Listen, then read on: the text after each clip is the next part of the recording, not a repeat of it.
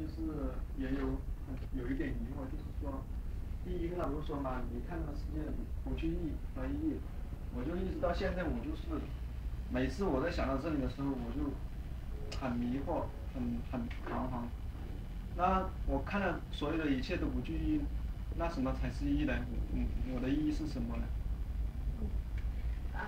When I was doing workbook lessons of A Course in Miracles, sometimes I feel experience a lot of confusion. For example, lesson number 1 says nothing I see means anything. Nothing I see means anything. If that is true, then sometimes I wonder, what is meaningful? What is meaningful?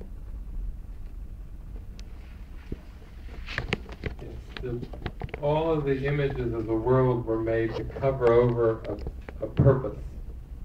然后这个世界上的这个所有的意象它的目的都是为了这个掩盖真正的一个目的。And this purpose I will call forgiveness. 然后这个目的就是我会把它称为是宽恕。So out of all the concepts that the mind has learned, there is only one meaningful concept.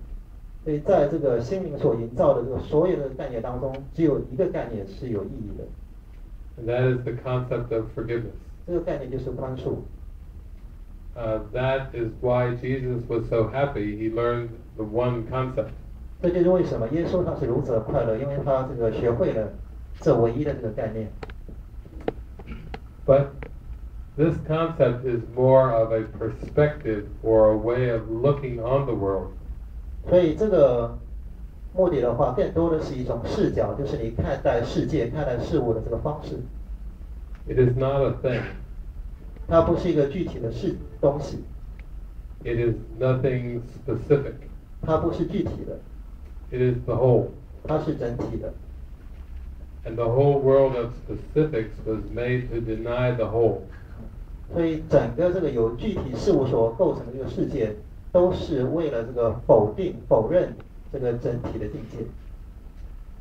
So the first lesson of the workbook is really very much like the teachings of the Buddha to empty your mind.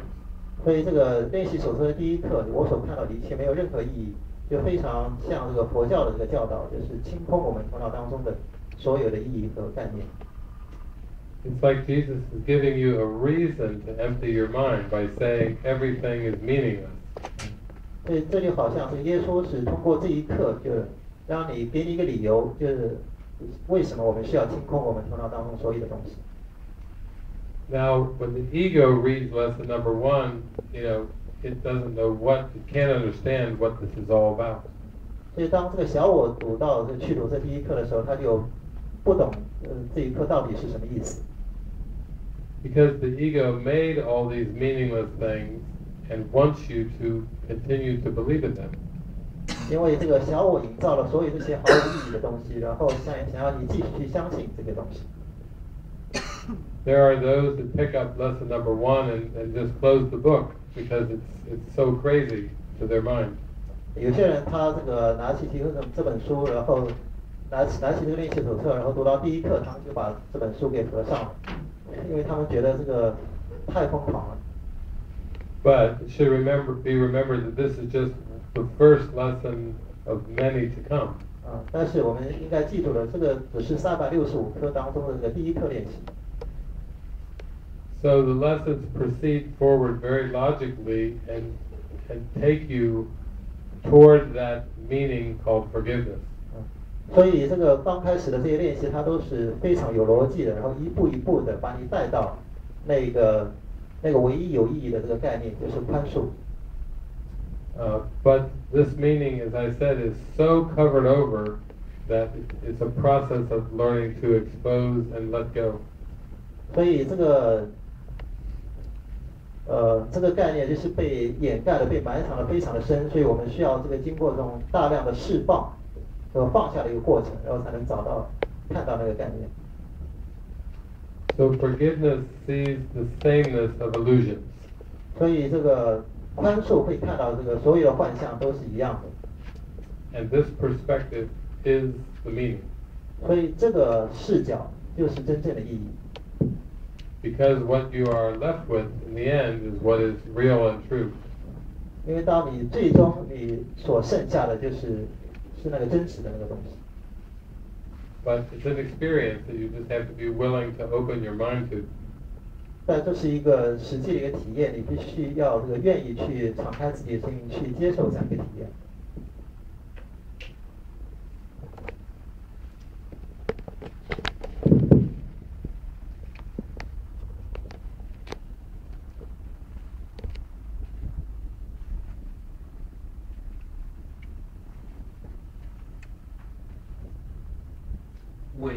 问一个和奇迹课程传承有关的问题。这个海伦啊，他是听到了耶稣的声音，传出了一个奇迹课程。那您呢，现在已经和圣灵也有连接。那您听到的声音和这个海伦听到的声音有什么不同？这是第一个问题。第二个问题呢是，耶稣为什么选定了海伦？这样有差异性的，本来圣灵是一体的，为什么一体无二的这个圣灵会有很针对性的选择了海伦？我想听听大卫老师对这个事情的阐述，谢谢。Helen actually described the Course in Miracles by channeling Jesus, and you already reached a state where you have a connection with the Holy Spirit. So his first question is, what's the difference? Do you hear the same? Is that the same voice that Helen heard, and you are hearing? Are they the same? And the second question is. 圣灵是一体无二，为什么不选择了耶稣？ Holy Spirit is one. Why does he choose Helen specifically to describe A Course in Miracles? Yes. When we open up to the Spirit's voice, we are listening to the same voice. 当我们向这个圣灵的灵性的声音敞开的时候，我们听到的是同一个声音。And this voice can go by different names in different cultures, but it's the same Spirit. 然后在这个不同的文化当中，这个声音有不同的这个名字，但是同一个声音，同一个灵性。So I had the willingness to listen to the voice and to follow the voice. 然后我有愿心去聆听那个圣灵的声音，然后去追寻圣灵的声音。And this is the same process that Helen went through and that all of us are going through. 所以这同样的过程的话，是这个海伦在经历过的，然后我们每个人也都要经历的。The voice is guiding us into an experience where we let go of all ego self-concepts. 所以这个声音的话，会指引我们进入这样一个体验当中，在这个体验中，我们会放下所有的这个自我概念。So my purpose was to integrate all of the teachings and to merge or join with this voice. 所以我的这个目的的话，就整合所有的各种各样的教导和法门，然后把它和这个integrate， 然后跟这个跟那个唯一的那个同一个声音融合。So it starts off as personality self listening to a voice. 所以刚开始的时候，是我们的这个人格自我在听那个声音。But when you follow the voice so completely, then the personality self disappears. 随着你这个如此彻底的这个聆听和如此全然的聆听和追寻那个声音的时候，到最后我们人格的自我就会消失。Which is the goal for everyone. 所以这是我们每个人的目标。To let the mask dissolve and disappear. 就让我们这个人格面具让它消失、瓦解、消失。Now the second part is why was Helen Schuckman chosen as the scribe? 所以这个你的第二个问题就是这个圣灵为什么选择海伦来记录奇迹课程？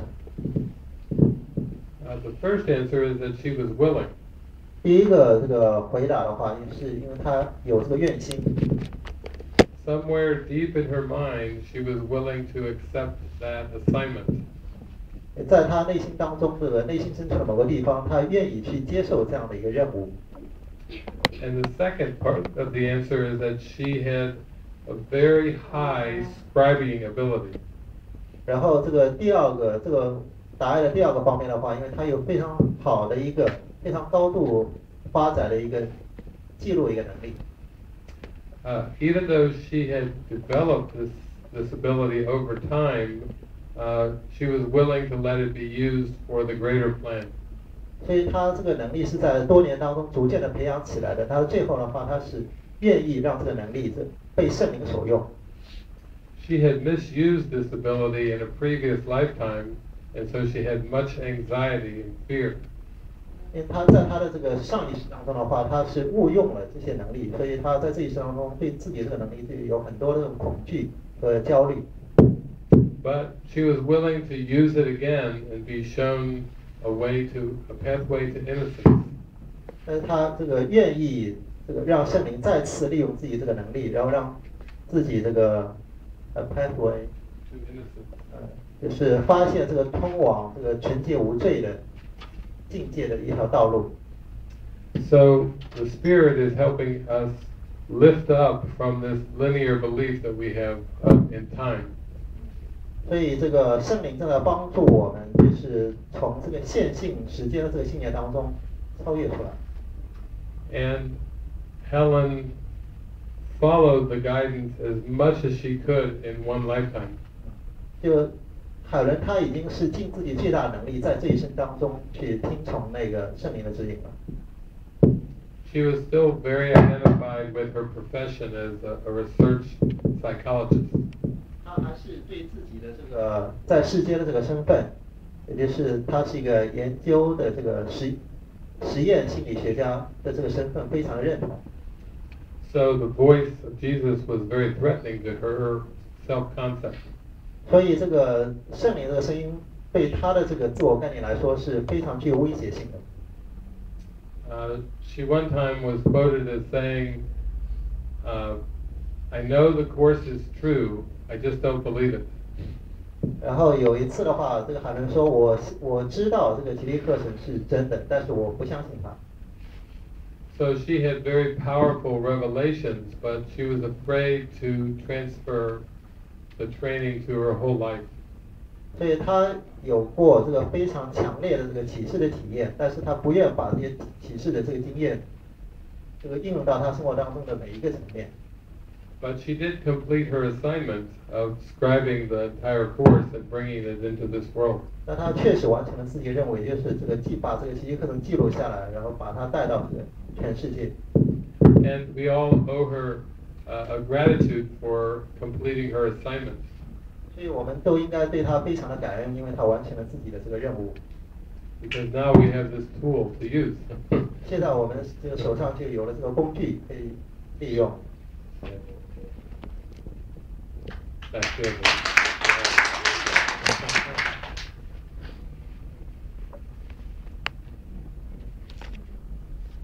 大卫老师你好，我3个月前身体就有一些就是从来没有的毛病，就是实际就是好像妇科上就有一些老治也治不了的问题。那个以前身体蛮好的，就没有这份恐惧。刚才就看到福海他们家他们这个说把压力拿走，身体就会自己治愈自己。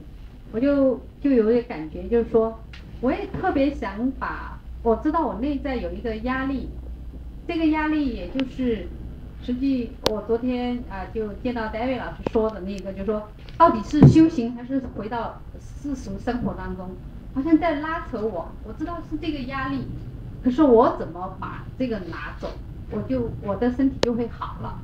就说但是这个我吃什么药啊或者是什么一直不好，但又听到比如说中国的一些名人啊，就是会有女性方面的癌症就死亡，实际还是逐渐会被这个问题拉扯的。现在就是我知道这个压力就是要么还是修行还是不修行了，这个压力让我非常的大，所以身体就一直不好。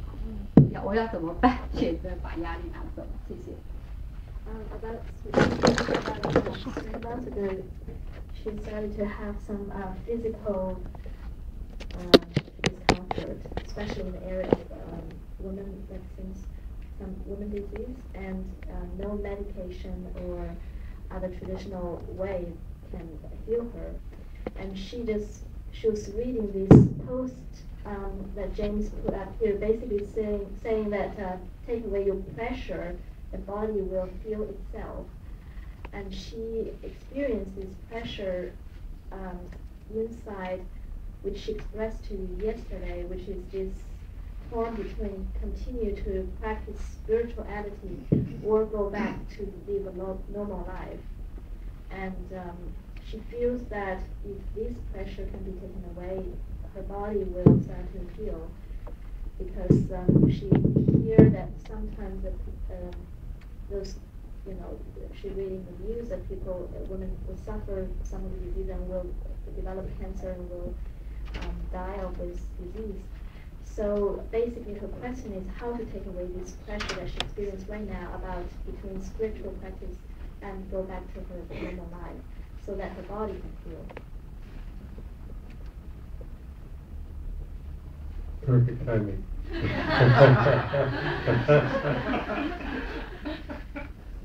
Even going to the bathroom is orchestrated by the Holy Spirit. 上厕所也是圣灵的指引，回来的时间刚刚好。Yeah. Well, the human condition is one of trying to listen to two different voices in the mind. 就是我们人类的这个处境的话，它就是每个人总是试图听从生命当中的这个两个不同的声音。So when you start working with A Course in Miracles and go on a spiritual journey, 就随着你开始这个修习奇迹课程，走上这个灵性的道路的时候 you are giving more belief and faith to the spiritual voice in your mind. 所以你更多的是把自己的这个信心就放在了这个我们心灵当中的灵性的那个声音上。But the ego says, "Oh, you are wasting your time, and this is too difficult. This journey." 然后这个小我就会跟你说，这个你只是在浪费自己的时间，这条路太难了。The ego says, "Just go back to the way that it was before." 然后小我就会跟你说，你回到你原来的那个生活当中去。But at some point, you discover that you can never really go back. 但是到了某个阶段的话，你会发现你再也回不去了。As much as the intensity comes and the temptations come, you know that there is just one voice to follow. 就尽管你会面临这个很多这个很强烈的这个情绪，或者是有很多的这个诱惑，但是你知道，这个最后你只能听从一个声音。And each voice is trying to draw witnesses in the world to its own position. 然后每个声音都会在这个世界当中会这个吸引到一些这个见证来证明它是正确的。So when you feel this inner pressure, it is coming from self-doubt. 所以当你感觉到这个内在的压力的时候，这是来自于你的这个自我怀疑。Because the ego is always doubting the spirit. 因为这个小我它总是在怀疑灵性。And this is one of the most difficult points of the spiritual journey. 所以在这个灵性旅程当中，这是其中一个最艰难的一个阶段。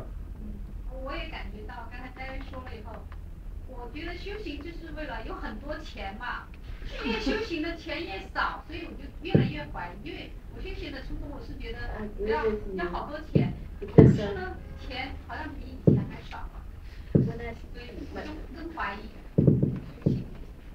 I agree with what you said, that because at the beginning of my practice, I actually thought the purpose of my spiritual practice is so that I can become rich. But now, the more I practice, the less money that I have. So I do have a lot of doubt. Yeah. You start to see that the goal of inner peace is very, very different than any other goal in the world. 你会开始看到，就是这个心灵平安这个目标，跟我们世界上的这个其他的目标是非常非常不一样的。And this is why it is called A Course in Miracles. 所以这就是为什么这部课程被叫做是奇迹课程。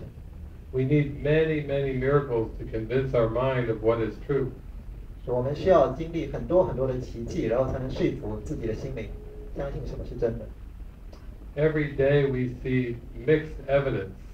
每一天我们都在目前这个状态，我们每一天所看到的都是很多这个混杂的这个证据。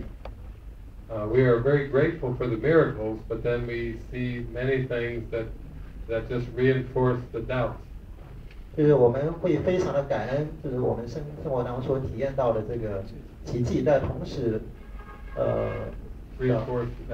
但同时又有很多的这个证据来强化我们心中的这个怀疑。So my journey has been just calling forth more and more miracles. 所以我的这个旅程的话，就是不断的召唤这越来越多这个奇迹。And more people that reflect my own desire for love. 然后也会有越来越多的人能够反映出我心中对这个爱的这种渴望。It's like we have to pass over a threshold or a certain degree before we become very convinced. 就是在我们能够在我们的这个信心变得非常坚定之前，我们需要跨过一道坎。And what you are describing, this inner pressure, is very common for those on the spiritual journey. 所以你所说的这种体验，就是你内在的这种压力的话，对于那些走在这个灵性之旅上的人来说是很常见的。I have actually worked with students for many years, and they come to a point where they say, "I want to go back. I want to go back." 就是我曾经有这个就帮助辅导过一些这个奇迹学员，就是花了好多年时间帮助一些这个奇迹学员，然后到了某个阶段，他们说我想要回去。But it is more than difficult to go back. It is really impossible. 但事实上，这个想要回到原来的生活方式当中去的话，不只是困难的，而且是不可能的。There's a section